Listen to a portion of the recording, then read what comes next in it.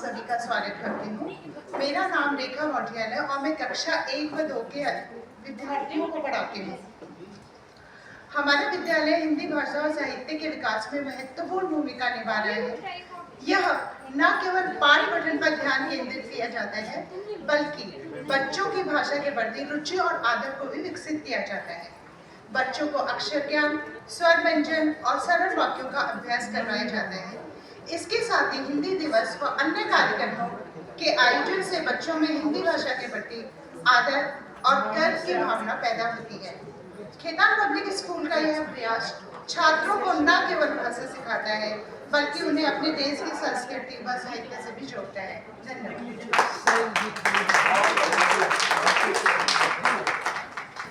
सम्मानित मंच, यहाँ पर सभी उपस्थित माननीय अतिथिगण, प्रधानाचार्य जी और मेरे साथियों को मेरा नमस्कार। मेरा नाम नीता राणा है। मैं पिछले 6 वर्षों से खेतान पब्लिक स्कूल में हिंदी की अध्यापिका के पद पर कार्यरत हूँ। हिंदी भाषा और साहित्य का उत्थान किसी भी समाज के सांस्कृतिक विकास में महत्वपूर्ण भूमिका निभाता है और इसमें शिक्षण संस्थाओं का बड़ा योगदान होता है। खेतान पब्लिक स्कूल ने इस दिशा में कई प्रभावी कदम उठाए हैं। हमारे विद्यालय में हिंदी भाषा और साहित्य को बढ़ावा देने के लिए नियमित रूप से विभिन्न गतिविधियों का समय समय पर आयोजन किया जाता है, जिसमें कहानी लेखन, डायरी लेखन, निबंध लेखन, कविता वाचन, शब्द अंताक्षरी आदि। इन गतिविधियों के माध्यम से छात्रों में हिंदी साहित्य के प्रति, भाषा के प्रति रुचि विकसित हो सके। अब मैं आगे की चर्चा के लिए अपनी साथी को बुलाना चाहूँगी, श्रीमती रचना प्रिया जी।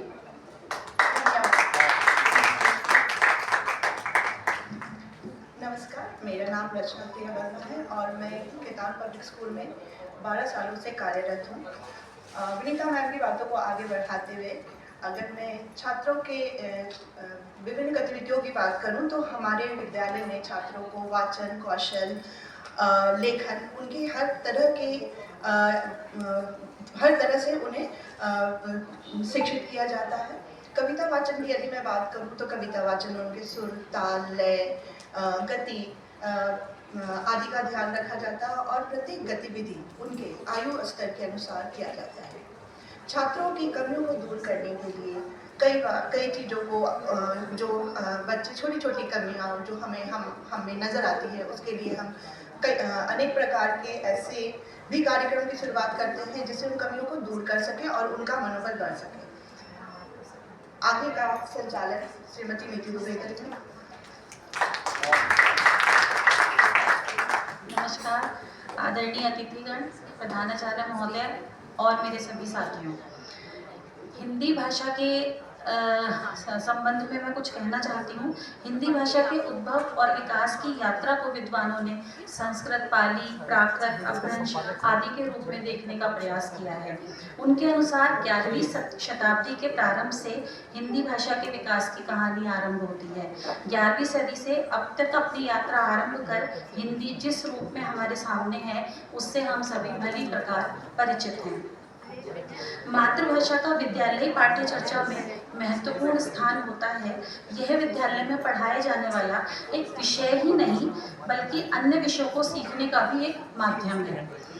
भाषा के माध्यम से जो मूलभूत कौशल अर्जित किए जाते हैं, वे अन्य विषय क्षेत्रों की संकल्पनाओं को समझने में भी सहायता करते हैं।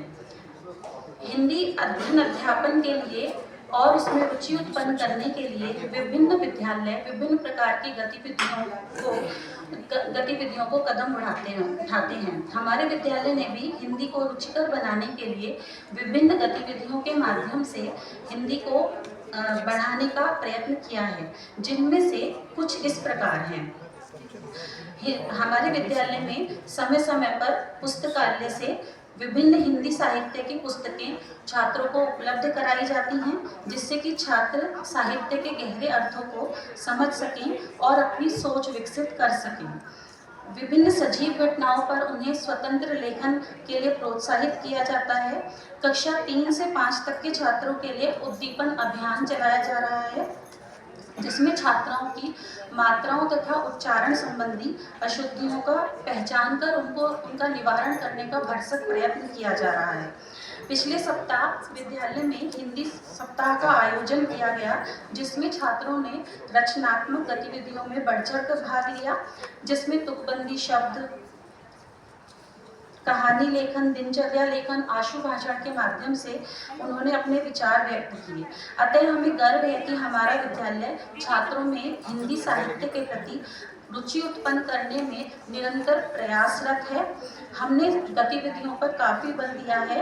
हिंदी भाषा शिक्षण के माध्यम से हम बच्चों को ऐसी गतिविधियों में लिप्त करने का मौका देते हैं जिससे कि उनके विचारों में मौलिकता का समावेश हो सके। इसी के साथ में अपनी वाणी को विराम देते हुए अपनी अगली साथी को बुलाने का निवेदन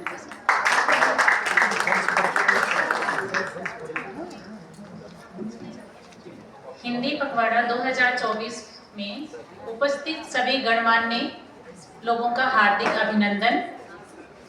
मैं मंजू गढ़वाल कक्षा 6ठी से 8वीं तक के सब्जेक्ट लीडर के रूप में मैं यहाँ पर पिछले 10 वर्षों से कार्यरत हूँ और मंजुला मैम के साथ में भी मैंने कक्षा 10वीं में हम दोनों ने साथ में कार्य किया है। मेरे साथ में मेरी कक्षा 6ठी से 8वीं तक मेरे साथ में जो मेरी सह अध्यापिकाएं हैं वो हैं श्रीमती अर्चना खन्नाल मैम, श्रीमती शालू शर्मा और श्रीमती भारती शर्मा, जो आपको हिंदी अध्यापन कक्षा 6ठी से 8वीं में किस तरह से करवाया जाता है, कौन कौन सी गतिविधियों का समावेश किया जाता है, इन सब के बारे में अलग अलग बिंदुओं पर हम आपके सामने अपने विचार साझा करेंगे। सबसे पहले अगर मैं शिक्षा शास्त्र की बात करूं या शिक्षा विज्ञान की बात अगर हिंदी भाषा में मैं करूं तो विद्यालय में ना सिर्फ बच्चों को किताब खोलकर और सिर्फ अध्यापन ही करवाया जाता है या पठन ही करवाया जाता है, उसके साथ साथ में हम व्याकरण का एकीकरण करके बच्चों को अध्यापन करवाते हैं। जिसमें किस तरह से हम करवाते हैं कि जैसे मान लीजिए कि हमने जो हमारा साहित्य का कोई भी बिंदु है उसको शुरू करवाने से पहले हमने कोई भी व्याकरण का बिंदु करवाया है, तो आगे जो भी हम बिंदु पढ़ाने जा रहे हैं या साहित्य का जो भी कहानी या पाठ पढ़ाने जा रहे हैं, जो बच्चों ने पीछे ग्रामर यानी व्याकरण जो पढ़ी है उसका समावेश हम वहाँ पर विभिन्न गतिविधियों के माध्यम से करवाते हैं, जिसके कारण वो व्याकरण से लगातार जुड़े रहें। ये नहीं है कि हमने एक दिन में बस उनको पढ़ा दिया बस वो पर्याप्त है, नहीं, वो उसको जारी रखते हैं। और विद्यालय परिवार की ओर से हिंदी भाषा को बढ़ावा देने के लिए अभी पिछले ही कुछ दिनों में कॉर्डोवा पब्लिकेशन की ओर से हमें एक मंच प्रदान दिया था, जिसमें विभिन्न विद्यालयों से अध्यापिका यहाँ पर आई, उन्होंने अपने विचार साझा किया, हमने भी उनके बारे में जाना कि वहाँ क्या हो रहा है। तो इस प्रकार से विद्यालय परिवार का हम बहुत बहुत आभार व्यक्त करते हैं कि जहाँ भी हमें कहीं भी जरूरत महसूस होती है तुरंत हमारे साथ में खड़े रहते हैं। आज के समय में जैसा कि आप देखते हैं कि बोर्ड की परीक्षाओं को भी अगर हम बात करें तो वहाँ से ना में सबसे ज़्यादा उच्च मानसिक स्तरीय प्रश्न पूछे जाते हैं। तो हम बच्चा सिर्फ 9वीं और 10वीं कक्षा में ही जाकर उनको ग्रहण नहीं कर सकता, उनकी नींव हम कक्षा 6ठी से ही लगा देते हैं। तो जिसके कारण बच्चा क्या करता है, उनको उच्च मानसिक स्तरीय प्रश्नों के उत्तर कैसे देना है, कैसे सोचना है, कैसे उनको लिखना है, उसके लिए हम बच्चों को बिल्कुल स्वतंत्र छोड़ते हैं।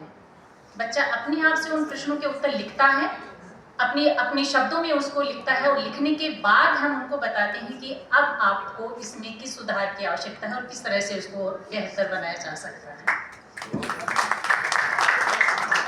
कक्षा में समय समय पर श्रुत लेख भी करवाया जाता है। ये नहीं है कि कक्षा 6ठी से 8वीं के बच्चे हैं बड़े हो गए हैं, हम इन सारे जो अभ्यास कार्य हैं वो जारी रखते हैं उनके साथ में। पठन कौशल उनका बराबर चलता रहता है, क्योंकि भाषा तभी समृद्ध हो सकती है जब भाषा के चारों कौशल साथ में लेकर आगे बढ़ा जाए, और हम सबका यही प्रयास रहता है।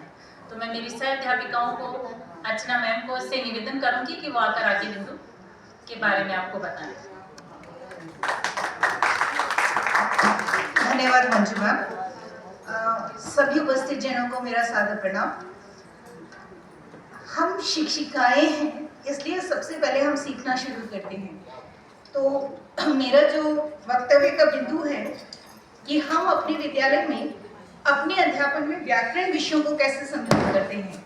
तो यहाँ पर आप सब मेरी इस बात से सहमत होंगे कि हमारी भाषा केवल संवाद का माध्यम नहीं है, बल्कि वो हमारे सोच और व्यक्तित्व को भी आकार देती है।